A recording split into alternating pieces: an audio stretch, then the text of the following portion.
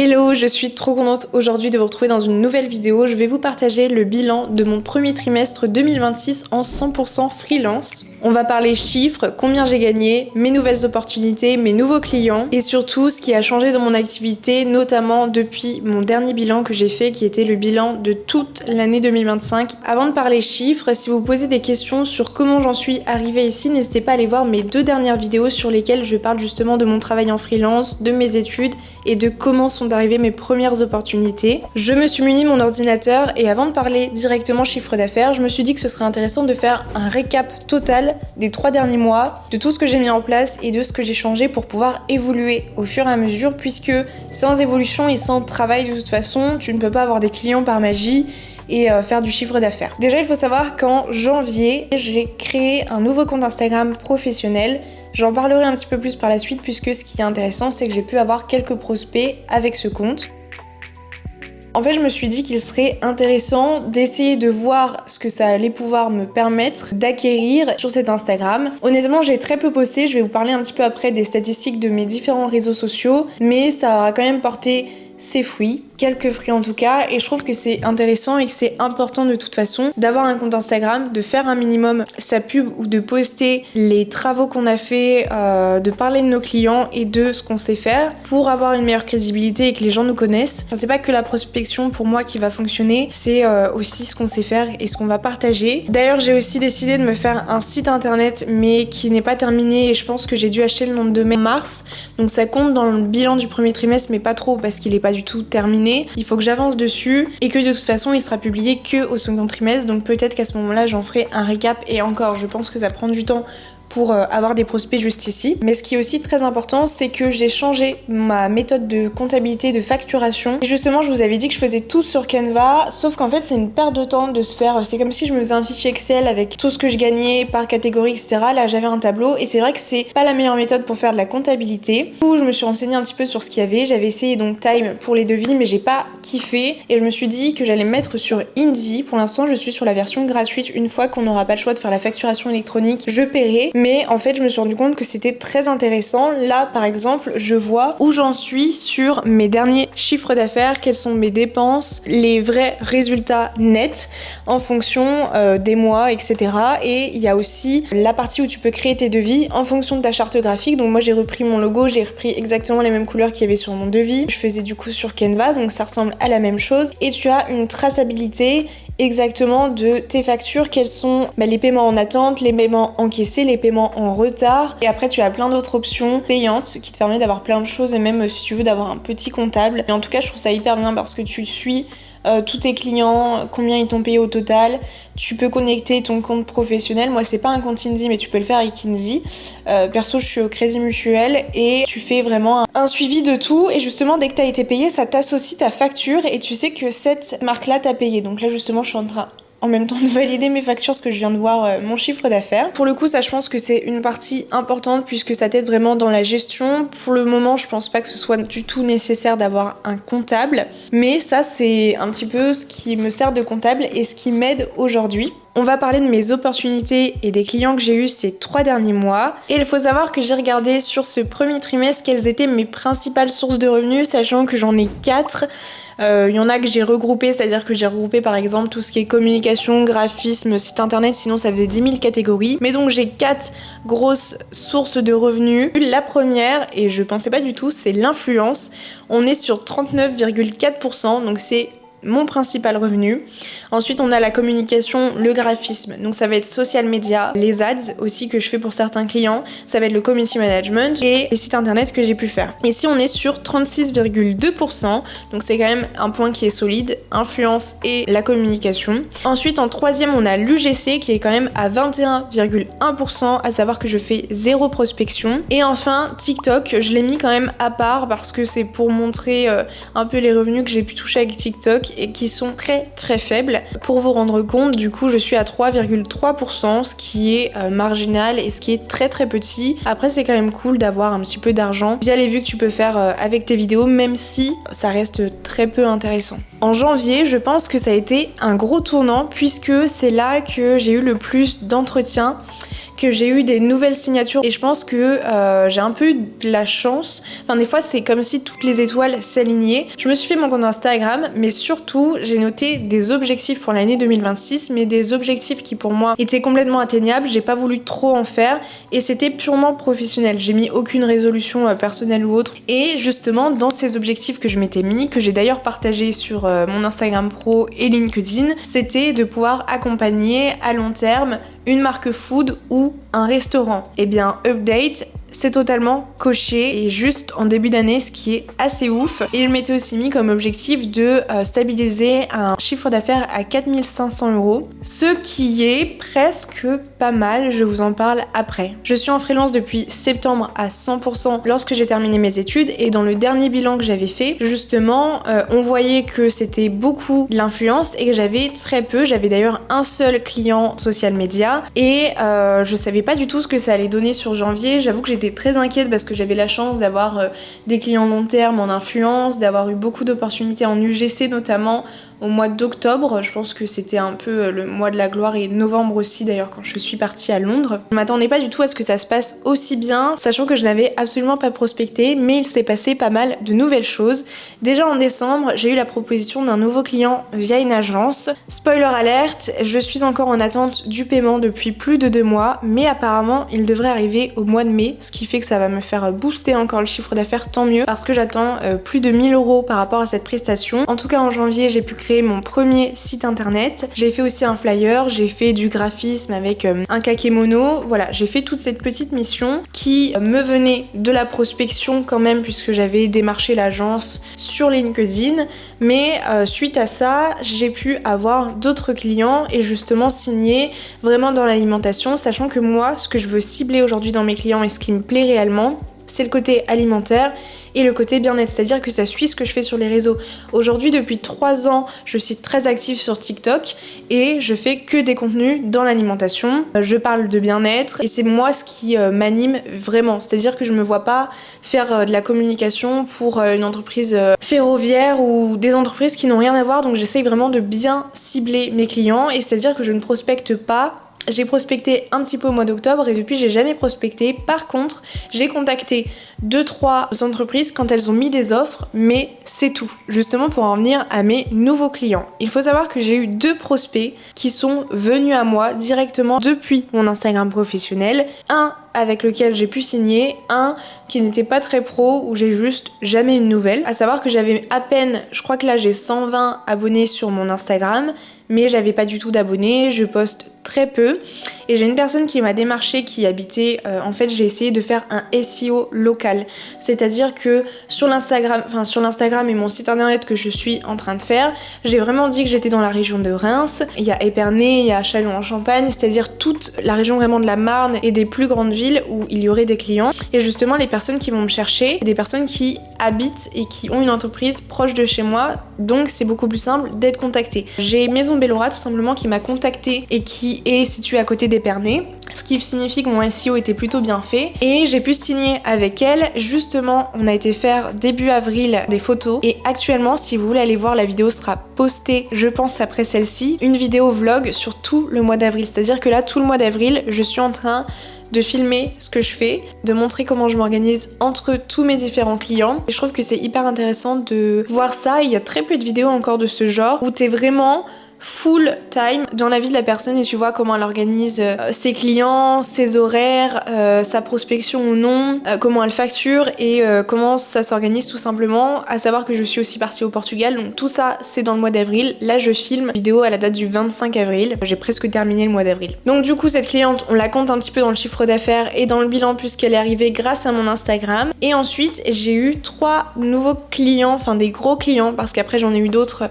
en influence, en UGC où j'ai eu des renouvellements de contrats. Du coup ça je vais pas forcément détailler un par un les clients, j'en parlerai peut-être un petit peu plus dans mon chiffre d'affaires mais ce serait trop long. Déjà en janvier, quand je dis que toutes les étoiles s'alignent, j'ai vu une offre sur LinkedIn d'un gars qui a une agence de marketing qui cherchait pour un de ses clients un restaurateur dans ma ville, un community manager. Moi j'ai vu cette offre, je lui ai envoyé un message sur LinkedIn, je lui ai envoyé un mail, enfin j'ai mis toutes les chances de mon côté, sachant que j'ai de l'expérience en alternance, j'ai la preuve que je sais faire des vues grâce à mes réseaux sociaux, je sais faire des pubs, mais j'ai très peu d'expérience dans le community management, donc c'était compliqué de pouvoir montrer un portfolio à ce sujet. Cette personne m'a fait confiance, donc j'ai eu l'entretien fin janvier, début février avec l'agence. Ensuite j'ai rencontré le restaurateur, ça s'est super bien passé. Et là le contrat a été signé il y a 2 jours, fin avril. On commence vraiment le 1er mai, ça a un petit peu pris du temps, mais c'est un client qui est vraiment pour moi arrivé dans le premier trimestre et où j'étais super contente parce que je signe là en 2026 avec un restaurant sur de long terme. Et le lendemain ou même le jour même de l'entretien, d'ailleurs ce qui est très drôle, j'ai eu un mail de Terroir du Liban qui me disait: Elisa, écoute, alors j'ai déjà travaillé avec eux sur Jana Mezzé. En fait c'est 2 entreprises qui font partie de Fairtrade Libanon, donc une organisation au Liban, et je leur avais déjà proposé un peu mes services, ça n'avait pas été plus loin, j'avais quand même fait de l'UGC sur pas mal de vidéos. Ils m'ont recontacté pour me proposer de faire toute la stratégie social media, donc on est parti pour l'instant sur 6 mois et demi. Je gère tous leurs réseaux sociaux, leurs ads, c'est moi qui dis aux graphistes quoi faire, qui fait tous les calendriers, qui est repris donc leur TikTok et qui fait aussi des vidéos, donc création de contenu photo, vidéo. Par contre les posts plus simples, c'est la graphiste qui fait tout et c'est moi qui lui dis quoi faire.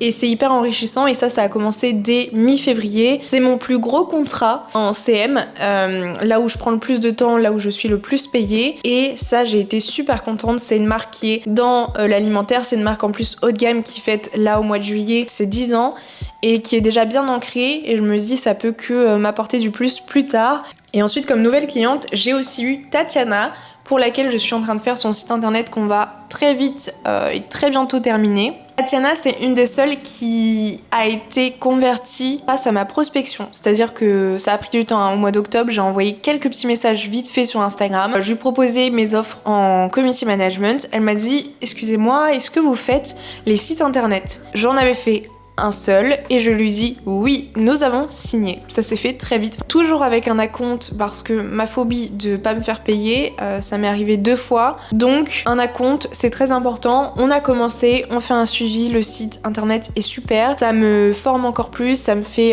tout simplement plus d'expérience et ça me permet d'élargir mes offres.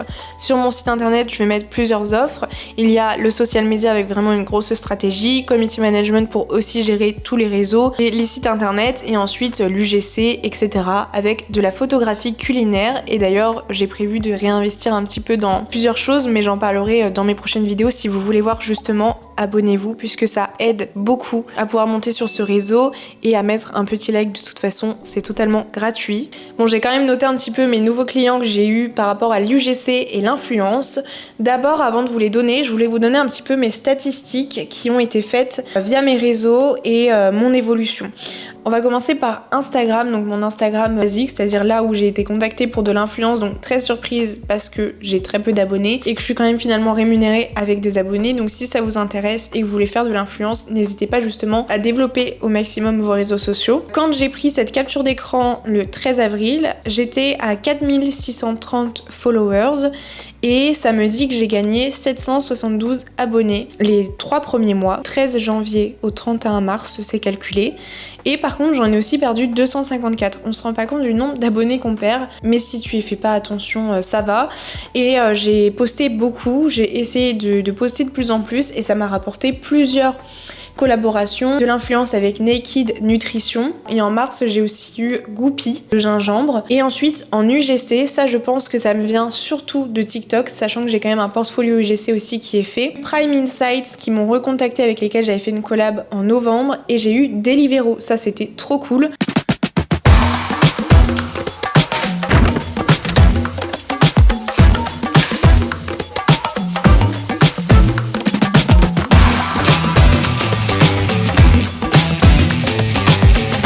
Deliveroo, c'était via une plateforme sur laquelle il y a eu une offre. J'ai candidaté, j'ai été prise très vite, j'ai fait 3 vidéos qui étaient trop cool à faire. Et sur TikTok aujourd'hui, j'ai eu donc du 31 décembre au 29 mars 4243 nouveaux abonnés. Je suis à 58 000 et j'ai eu pas mal de vues. Sur YouTube que j'essaie de développer et là, nouvelle décision a été prise. Je vais essayer de filmer, de poster une fois par semaine. Si vous voulez me suivre et voir plus de contenu justement, ce sera ici. J'ai eu une croissance de 37%. Et j'ai gagné 170 abonnés. À savoir que ça a été beaucoup grâce à mes shorts que j'ai postés. J'ai tenté de poster des vidéos courtes comme sur TikTok et Instagram et ça m'a plutôt réussi puisque j'ai une de mes vidéos qui m'a fait 20 000 vues. Ça permet d'avoir des abonnés beaucoup plus facilement en plus, sachant que j'espère avoir les 1000 assez rapidement et c'est sûr que je les dépasserai de toute façon cette année et d'ailleurs c'est dans les objectifs que je me suis noté pour l'année. Et donc voilà ce qu'il en est des signatures que j'ai eues grâce au réseau puisque je ne démarche absolument pas et j'ai aussi Cosboutique en contrat long terme. Le contrat ça fait depuis le mois d'août qu'on collabore ensemble donc c'est un contrat qui me permet d'avoir une grosse rémunération, ce qui fait aussi que l'influence est mon premier pilier en fait dans le chiffre d'affaires, enfin c'est mon pilier que j'en suis ici aujourd'hui. Si on peut parler d'un petit point, j'ai aussi arrêté un contrat en février, ce qui n'était pas grave, c'était une fin de contrat, on avait signé pour 3 mois avec une sophrologue, je l'ai aidé à faire plusieurs visuels, lui faire de la visibilité afin d'avoir des personnes qui viennent faire des formations avec elle, donc des professionnels, et en fait elle avait plus besoin de moi, mais c'était vraiment un tout petit contrat, donc ça m'a apporté pas beaucoup d'argent, une centaine d'euros, et finalement elle a réussi à rentrer en tant que sophrologue qui forme sur une plateforme,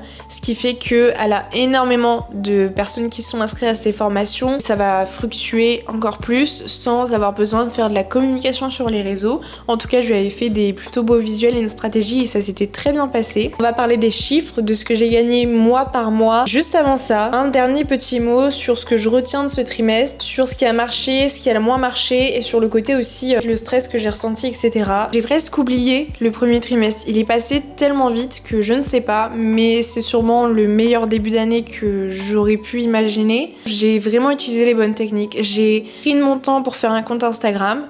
Ça a fonctionné. Pour moi, avoir une nouvelle cliente, d'ailleurs, on a re-signé là en avril pour faire tout un mois de community management. En fait, début avril, on a juste fait quelques photos. Je vais lui faire un flyer et en fait, on a re-signé. Elle m'a recontacté en me disant écoute, Elisa, j'aimerais finalement que tu gères mon Instagram. Donc, je vais lui gérer tout son Instagram au mois de mai. Mais en tout cas, ça s'est très bien passé puisque j'ai eu cette nouvelle cliente grâce à mon Instagram. Donc, ça, c'est le point qui a marché et que je dirais qui est très important. Faites vos réseaux à fond, montrez votre travail, ce que vous savez faire, mettez-vous en avant, restez pas caché en fait, sinon ça ira pas. Ce qui a marché pour moi aussi, c'est le fait d'avoir des relations au fur et à mesure, garder ces personnes et limite les recontacter plus tard et sachez que en fait les clients que vous avez eu pour certaines choses ou les personnes qui vous ont peut-être refusé des contrats un jour vont peut-être revenir. S'il y a aussi des opportunités qui se font pas, en général c'est pour le mieux. Si ça arrive pas, c'est que c'est pas censé arriver. Et donc ce qui a bien marché, c'est ça, c'est aussi le fait de candidater à des offres qui étaient totalement alignées à moi pour aujourd'hui avoir un client qui est aligné à ce que je veux et ne pas aller dans tous les sens. Parce que ce que j'avais pu faire dans les derniers mois et au tout début, c'est perdre mon temps à écrire et à postuler à des offres qui n'étaient même pas dans le secteur d'activité qui m'intéressait. Donc là, je me suis posée, j'ai posé mes petits objectifs de l'année. Je me suis dit quels sont les secteurs que moi j'aime et dans lesquels je veux travailler. Comme ça, je perds pas mon temps à travailler pour des choses qui me passionnent pas. Parce que pour moi, si t'es en freelance, c'est pour gérer ton emploi du temps comme tu le veux, faire de l'argent sur des choses qui te passionnent. Moi, j'adore travailler pour plein d'entreprises différentes et surtout varier les missions, c'est-à-dire que je suis très contente de faire un coup un peu d'influence, un coup de l'UGC.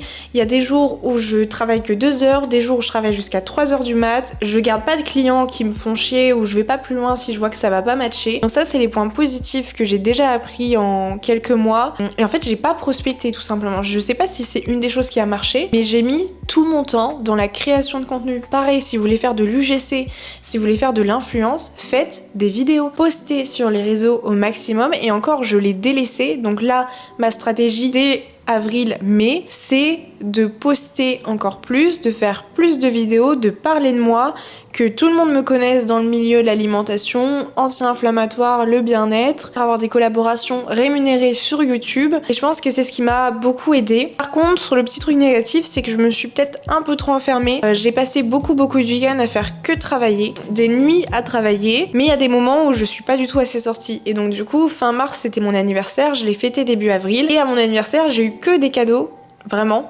qui me disaient Elisa, arrête-toi 2 secondes, profite de tes week-ends, essaie de voir des gens. C'est vrai que des fois je peux m'enfermer, donc là au mois d'avril je suis partie au Portugal. Là j'ai plein de trucs trop cool qui arrivent, enterrement de vie de jeune fille, mariage, vacances. Je me suis enfermée dans mon travail, dans le fait de vouloir faire beaucoup d'économies. Et du coup j'ai pas fait de week-end d'ailleurs. Non, je suis restée chez moi dans ma petite ville.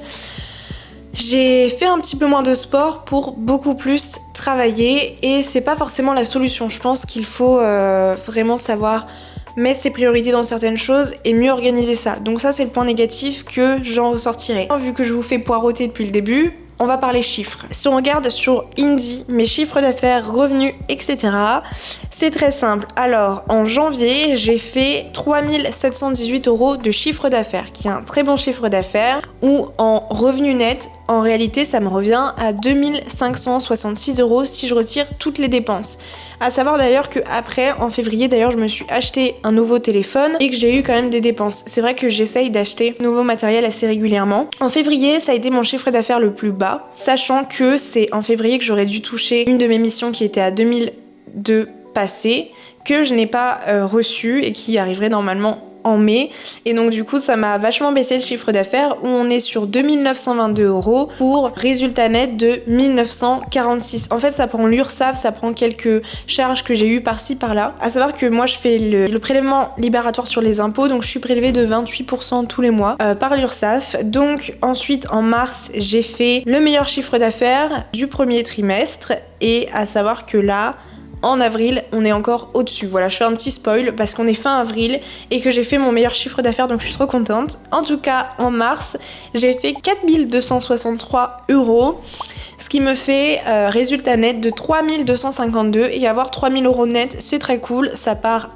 sur au moins 1 000 € de côté, enfin si j'essaye de vivre un petit peu, sachant que je suis une mytho, j'ai pas mis de côté puisque je suis partie au Portugal. Parce qu'en fait, tous les débuts de mois, je regarde ma compta et tous les débuts de mois, je vais mettre de côté sur ce qui me reste, et je regarde aussi tout ce que je dois payer en fonction de l'URSSAF qui va arriver, et je garde toujours de l'argent sur mon compte pro, c'est important, mais j'essaye de mettre de côté. Pour l'instant j'ai juste une micro-entreprise, je verrai si ça évolue et que je dois changer de société. Donc voilà, en tout cas en avril je dépasse sur les 4 500 € de chiffre d'affaires, je pense bientôt atteindre les 5 000, je suis très contente, je pense que je suis sur une bonne montée. J'ai juste un petit peu peur du fait que du coup je prenne pas de jours de congé. Là en mai je pars une semaine pour le mariage d'une de mes meilleures amies avec tous mes potes dans un Airbnb, et honnêtement je pense passer beaucoup de temps quand même à travailler. J'ai pas le choix parce que j'ai des nouveaux clients que je commence le 1er mai, je peux pas disparaître et prendre une semaine de vacances. Donc c'est un rythme à tenir, et après c'est une organisation à faire. Si tu veux prendre des vacances, fais-le quand même, essaye de prendre des jours pleins et des week-ends aussi, c'est important. Moi c'est ce que j'ai fait parce qu'il y a un moment où je me suis sentie en mode oulala, frôlage du burn-out. Ma gueule, tu vas pas faire un burn-out, tu gagnes pas 20 000 par mois, tu te calmes. Non, je rigole. En vrai tu peux faire un burn-out, tu peux te sentir mal mentalement même en gagnant 2000.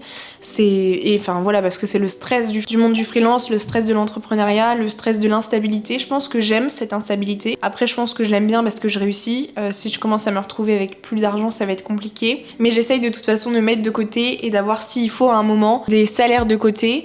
Et si j'ai plus d'argent, il y a toujours de l'intérim et tu retournes salarié. Enfin, il y a toujours un moment où tu peux retomber sur tes pieds et essayer de t'adapter. Il y a vraiment aucun mal à ça. Mais il faut savoir prendre du temps pour soi. C'est super important. En tout cas, moi, je suis très contente des avancées et du tournant que l'entrepreneuriat prend pour moi. Si aujourd'hui, vous aussi, vous êtes freelance, que vous voulez vous lancer, que vous avez des questions ou autres, n'hésitez pas à m'écrire sur mes réseaux sociaux. Je vous répondrai avec plaisir. Et si vous voulez tout simplement un petit peu me parler de vous ou mettre un commentaire, n'hésitez pas, puisque pareil ça m'aide beaucoup, ça permet de discuter entre nous et moi ça me permet de savoir qui regarde aujourd'hui mes vidéos. Je trouve ça hyper motivant de pouvoir faire des bilans et je vais vous partager de plus en plus ma vie en freelance, puisque c'est quand même quelque chose de très intéressant qu'on voit pas encore assez, ou alors on le voit dans certains métiers mais pas dans tous. Et si j'ai un seul conseil à vous donner, c'est de vraiment poser votre stratégie au clair, de l'adapter de trimestre en trimestre. Essayez de vous faire, comme moi, des bilans, de noter tout le positif et tout ce que vous avez peut-être moins bien fait pour l'améliorer, de faire une bonne prospection, de pas partir dans tous les sens et d'essayer de travailler pour ce qui vous passionne vraiment. Et surtout, ah oui, si j'ai un conseil, le plus important, ne mettez pas des tarifs hyper bas. Je vois des gens qui mettent des tarifs, des fois, c'est pas possible. Déjà, vous saturez le marché parce que après les personnes vont croire que tu peux prendre un community manager temps plein pour 300 €. Ça, c'est non, c'est non, c'est non. Donc, faites très attention à ça. Ne vous sous-estimez pas. Croyez en votre travail. Et je pense qu'on peut tous évoluer ensemble. Et j'aimerais trop créer une petite communauté de freelance d'ailleurs. Je trouve ça trop intéressant. Si vous habitez d'ailleurs dans ma région, n'hésitez pas à m'écrire. C'est toujours super cool de faire des rencontres. Et je pense que j'ai tout dit pour cette vidéo. Je vous remercie si vous êtes restés jusqu'à la fin. J'espère que la vidéo aura pu vous aider. Et en tout cas, je vous souhaite, vous, bon courage dans votre métier, dans vos passions et ce monde du freelance qui peut avoir ses avantages comme ses inconvénients. Et je vous embrasse.